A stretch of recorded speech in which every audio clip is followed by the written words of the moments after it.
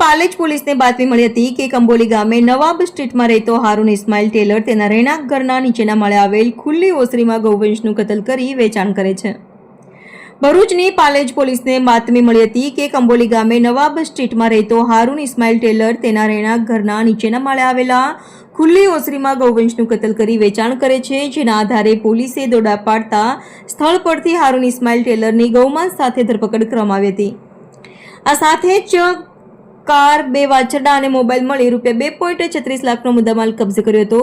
પોલીસે સફાન ઉર્ફે ઈસુ રહેલ વલણ, તાલુકો કરજણ, જિલ્લો વડોદરાને વોન્ટેડ જાહેર કરી કાયદેસરની કાર્યવાહી હાથ ધરી છે।